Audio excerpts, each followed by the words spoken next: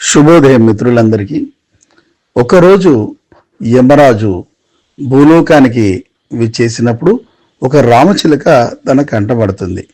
దాన్ని చూసి యమరాజు బాగా గట్టిగా నవ్వాడంట.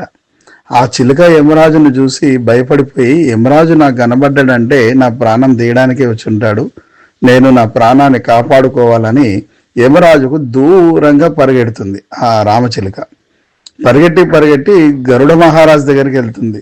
గరుడదేవా, నన్ను యమరాజు ప్రాణం తీయడానికి వచ్చాడు, మీరే నన్ను కాపాడాలంటే సరే అని చెప్పేసి ఆ గరుడ పక్షి భుజం పైన రామచిలుకని కూర్చోబెట్టి 7 సముద్రాలు దాటి ఒక గృహలో దాచిపెడుతుంది.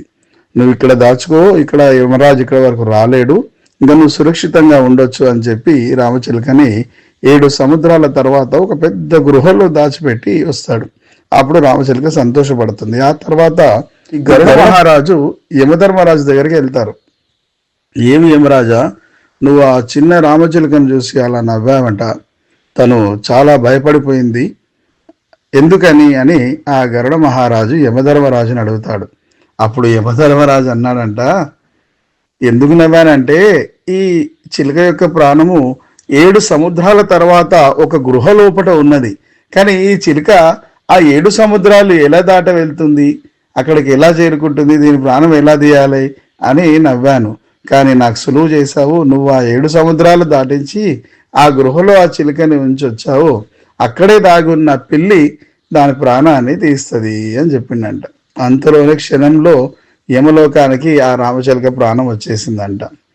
ఏంటి విచిత్రం అంటే, భగవంతుడు ప్రాణం తీయాలి అనుకున్నప్పుడు నువ్వు ఎక్కడ దాచుకున్నా, ఏ బంగ్లాలో ఉన్నా, ఏ మెడలో ఉన్నా నీ ప్రాణం తీయడం ఆయనకు పెద్ద మాట కాదు.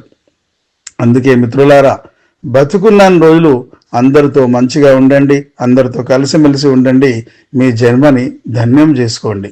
బోల్ సియా బల రామచంద్రకి జై.